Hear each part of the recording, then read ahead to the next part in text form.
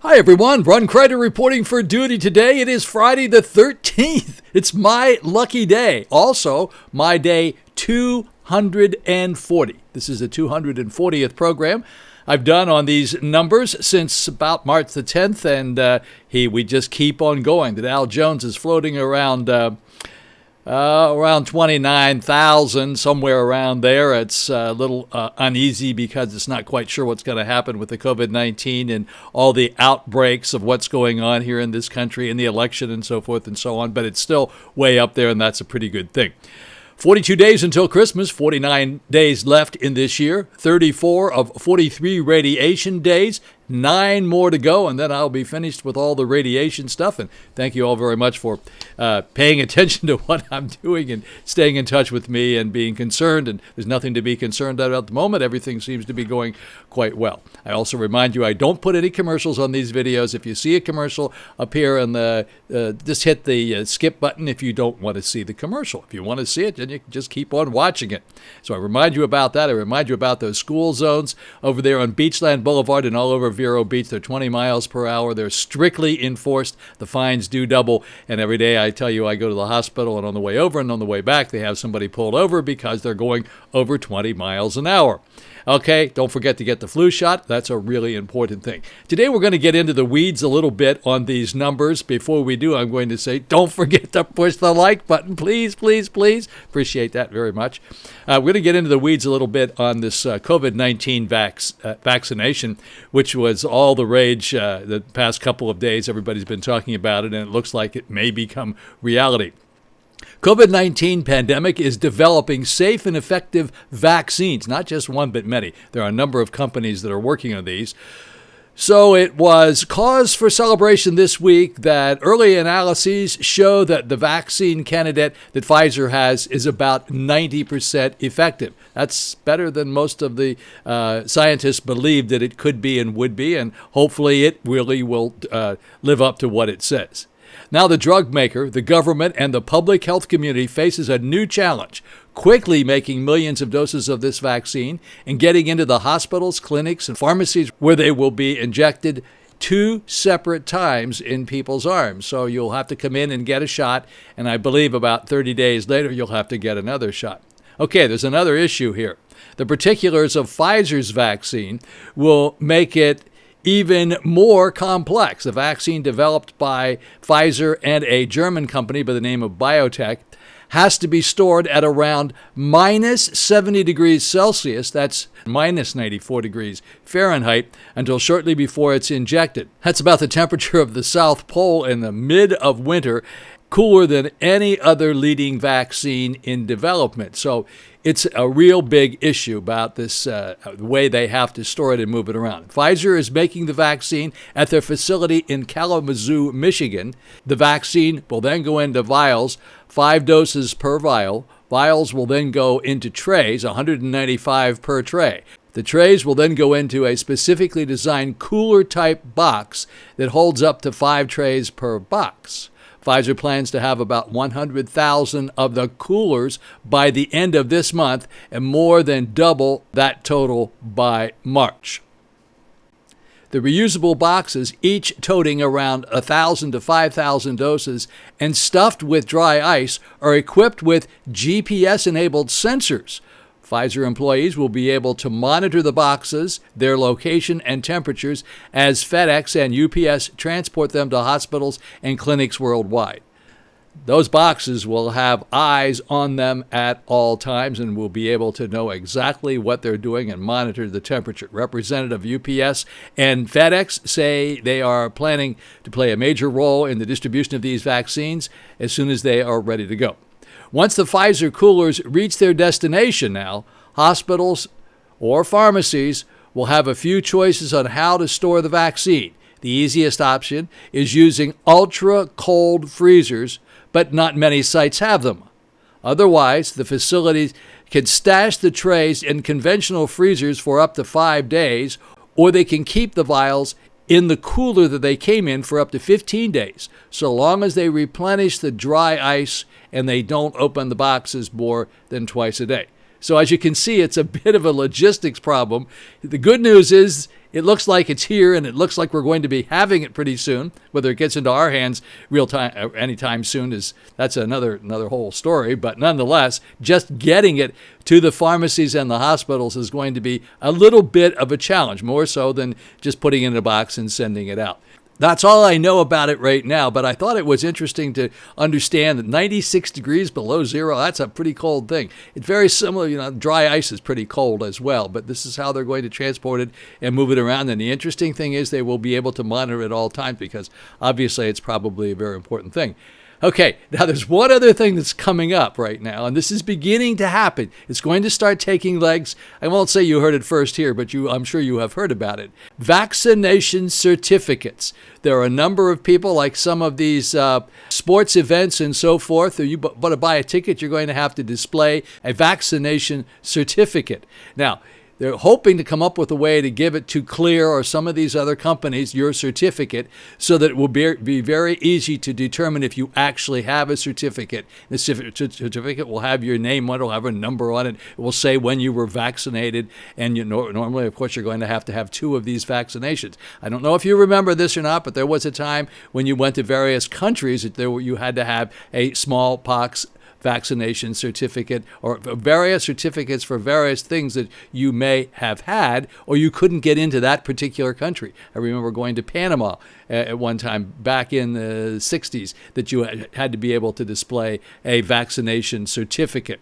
Now, that's going to open up a whole bunch of political talk about it's racist. It's racist. You can't have, everything is racist. The pencil's racist, for heaven's sakes, but it's going to create a brand new set of problems about these certificates. And I think they're going to become very, very widely used and required to go to a lot of places. Wouldn't you rather show up at a place where everybody in that place has a vaccination certificate saying that they have been vaccinated for COVID-19? Then you're going to be pretty safe in there. I think it's probably a really good idea, but I can assure you there's going to be a gazillion people saying it's not constitutional to require you to have it. Of course, it's constitutional, okay, to require a photo ID to get on an airplane. Nobody seems to complain about that. Okay, that's I'm not going to get on my soapbox about that, but you can see where it's going, and it will happen. You will be hearing more about that in the very foreseeable future. Okay, let me jump right in here to the numbers. Weather report for the Treasure Coast. The Treasure Coast is Vero Beach, Fort Pierce, and Stewart, here on our Treasure Coast where all the buried treasure is. And this is the best kept secret in the United States as to where we live, so don't tell too many people about it. This is a private showing of this video, so nobody can see it except you. Got it? Okay. Today, Friday, chance of cloudy skies most of the day, partly cloudy this afternoon, high 82 degrees, winds north at about 10 to 15 miles per hour, and the chance of rain today is about 20%. And then tonight, Friday night, partly cloudy with showers in the evening, increasing clouds with showers developing after midnight also. Low 73 degrees, winds northeast at 5 to 10 miles per hour. As I said, the chance of rain tonight now is going to be about 40%. And then tomorrow on Saturday, intervals of clouds and sunshine, slight chance of rain showers, high about 81 degrees. And the chance of rain tomorrow is about 20%. Okay, there you go. That's what you need to know. Don't forget to get your flu shot. I told you that before. Don't forget to push the like button. I think I asked you to do that before, and I do appreciate it. I'm going to come out with a couple of shout-outs, a couple of little pieces of information that you might want to be interested in seeing. And let's jump right into the numbers. All right, folks, here we go with the numbers for today. It is Friday the 13th, our lucky day. The numbers did get in late again today. They get in about 3 o'clock. It looks like mid-afternoon is the new normal for these numbers to appear. So therefore, I won't be able to put these numbers up until towards the end of the day, around 4:30 after I get them organized. So here you go. For the entire state of Florida, 72 deaths in the past 24 hours, same as yesterday, 72 deaths. No difference there. Now, total positives, 6,932. Make that 6,933. Yesterday it was 5,607. That's a change of 1,326. So our positives are up by 1,326. Not good. Not good at all. Let's take a look at the positivity rate for the entire state of Florida. This is one time, one day. It's 7.93 number of people tested versus the total testings, 7.93. That's supposed to be under 5% for 14 days. We haven't seen that in a long time. Let's take a look at Miami-Dade. Miami-Dade, 5 new deaths in the past 24 hours, 1,876 new positives. Broward County, 11 new deaths, 857. In Palm Beach County, 1 new death, 454 new positives. In Orange County, no new deaths to report. That's good up there. 311 new positives. In Brevard County is Melbourne, 7 new deaths, 145 new positives. And in St. Lucie County, that's Fort Pierce, good going here. No new deaths, 47 positives. Let me give you Dade County here. Dade County's positivity rate is 9.16. Broward County, 8.88. Palm Beach County, 8.99. Orange County, 5.89. We're happy to see that Orange County number is coming down. It's not under 5%, and it hasn't been under 5% for a while, but at least it's not what's happening down there in Broward and Palm Beach counties. Now, in Martin County, that's Stewart, no new deaths to report, 17 new positives. In Indian River County, where we are, no new deaths to report, 46 new positives. Of those 46, 17 of those positives are in zip code 32960. That's over in Vero Beach proper. People don't like me to say that because they say the island's as proper as the city of Vero Beach is, but that's on the west side of the Intracoastal Waterway, 17 over there. Here on the Barrier Island, there are 2 new positives in the past 24 hours, and in zip code 32967, there were 4. One more time, we'll scooch over here and take a look at these are the 7-day moving averages. What that means is 61.14 people passed away each day for the past 7 days for the entire state of Florida. That number is up from 56.86 yesterday, and it was 53.43 on Wednesday, 52.57. And as a matter of fact, let's take a look back up here just a little bit. We haven't been in the 60s for the past 10 days. So clearly Friday is not doing us very well today. Friday the 13th is not a good day for us. All right, we're going to take a look at this chart here one more time. These are the deaths now that I can show you in graphic form. And here is a graph showing the 7-day moving averages. And that's what's taken place since we started on March the 12th. And you can see we came down quite a bit, and now we're beginning to crank back up again. All right, that's the deaths. And let me go up to the top here, and we'll show you this is not good at all. Look at this one here. Now, these are the positives, the new cases for the entire state of Florida since we started on March the 12th.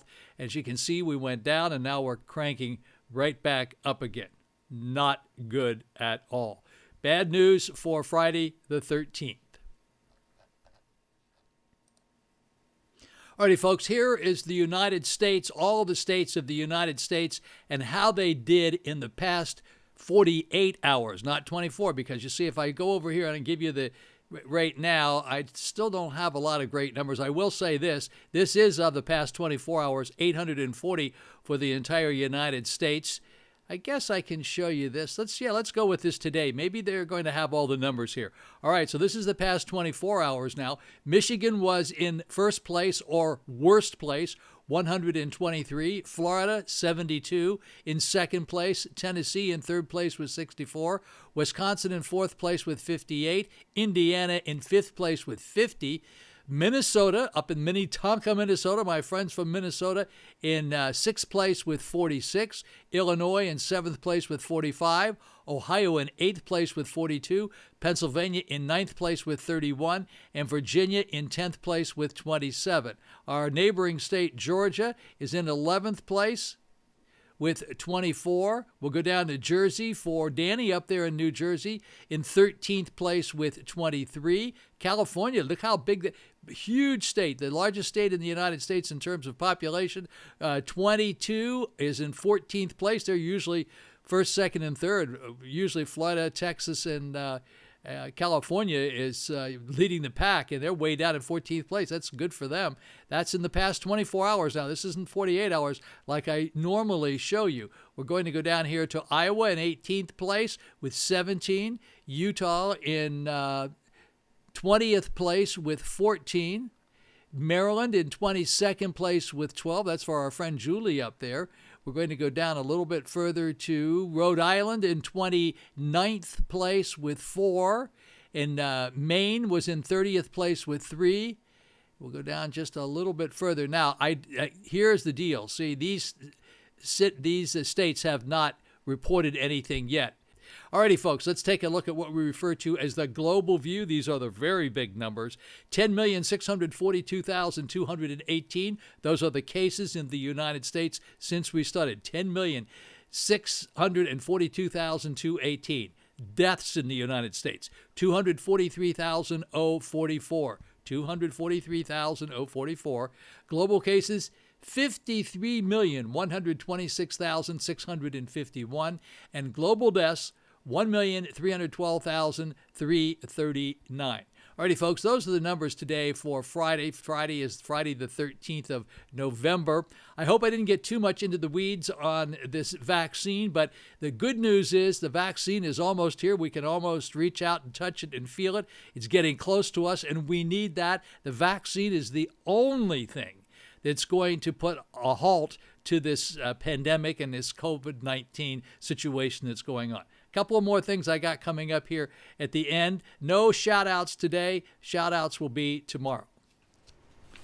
Alrighty, folks, I did tell you about this yesterday. I'll briefly go over it one more time. The Village Beach Market is now expected to reopen December the 18th, or very close to that. They still have the food truck out there with the produce. They will be closing the food truck down for Thanksgiving week, so it will not be available to you. But they do have a lot of nice produce and so forth out there, and hopefully, keep your fingers crossed, they may be opening by December the 18th. $2.5 million renovation on our Village Beach Market over here in Indian River Shores. And the Polo Bistro, expect to open on Monday, this coming Monday, November the 16th, for takeout. They're located at the Pelican Plaza. Very best part about that place is they have great wine at really terrific prices. I don't mean terrific expensive, I mean terrific inexpensive. So inexpensive, I can't tell you how much they are. So that is expected to open on Monday. They will have takeout. Just go over there, call them up, give them your credit card, stop by, and they'll just throw that stuff in your car, and you're off and ready to go. Oh, I have a cute picture of a dog. This isn't really the Pet Patrol today, but I got a great picture of a little dog that lives here at Victoria, and his name is Jules, and I think he's about 14 months old. Check this puppy out. What a precious little guy he is, and he's so happy. That little tail is wagging all the time, and he's just the happiest little fella. I love these dogs. These dogs are absolutely terrific. Okay, don't forget, you may be seeing this the first thing tomorrow morning on Saturday morning. Stop in and see my buddies over at Coffee House 1420.